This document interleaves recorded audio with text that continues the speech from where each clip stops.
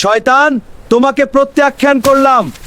আমার জীবন থেকে তুমি দূর হয়ে যাও। শয়তান, তোমাকে প্রত্যাখ্যান করলাম। প্রতি বছর হজের দৃশ্য দেখি, কিন্তু নিজে যাওয়া হয় না। আল্লাহ, আমাকে কি কখনো হজের তৌফিক দিবেন? তুমি যদি সত্যি হজে যেতে চাও তাহলে আল্লাহর উপর ভরসা রাখো। তিনি পথ করে দিবেন। ইয়া আল্লাহ, আমাকে হজের তৌফিক দাও। আমি তোমার ঘর দেখতে চাই। আলহামদুলিল্লাহ, আল্লাহ আমার দোয়া কবুল করেছেন। এবার হজে যাব। আজ আমি আল্লাহর ঘরের দিকে যাচ্ছি। আমার সব গুনাহ মাফ করে দাও। লাব্বাইক আল্লাহুম্মা লাব্বাইক।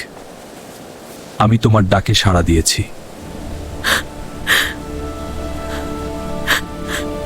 আল্লাহ, আমার সব গুনাহ মাফ করে দাও। আমি নতুন জীবন শুরু করতে চাই।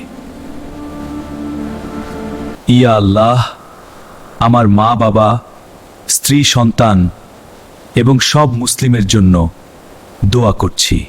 শয়তান, তোমাকে প্রত্যাখ্যান করলাম। আমি আর তোমার কথা শুনব না।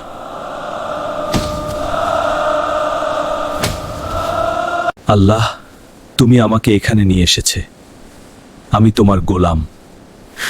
আমাকে কখনো ভুল পথে নিয়ে যেও না। শয়তান, তোমাকে প্রত্যাখ্যান করলাম। আমার জীবন থেকে তুমি দূর হয়ে যাও। শয়তান, তোমাকে প্রত্যাখ্যান করলাম। আমার জীবন থেকে তুমি দূর হয়ে যাও। ইয়া আল্লাহ, তুমি আমাকে এই পবিত্র জায়গায় নিয়ে এসেছে। আমার সব গুনাহ মাফ করে দাও। আমাকে নেককার বানাও। আল্লাহ, আমার পরিবার, বাবা মা, স্ত্রী সন্তান এবং সব মুসলিমের জন্য দোয়া করছি। আলহামদুলিল্লাহ, আমি হজ থেকে ফিরে এসেছি। আমার জীবন এখন নতুন করে শুরু করব। আম্মু, তোমার দোয়ায় আমি হজ করতে পেরেছি। আমাকে ক্ষমা করো যদি কখনো ভুল করে থাকি। হজ করার পর আমি বুঝেছি দুনিয়ার সবকিছু অস্থায়ী, শুধু আল্লাহর সন্তুষ্টি স্থায়ী। হজ আমাকে শিখিয়েছে মানুষকে সাহায্য করাই আসল ইবাদত।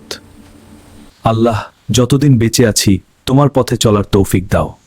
হজ শুধু একটি যাত্রা নয়, এটি জীবন বদলে দেওয়ার ডাক।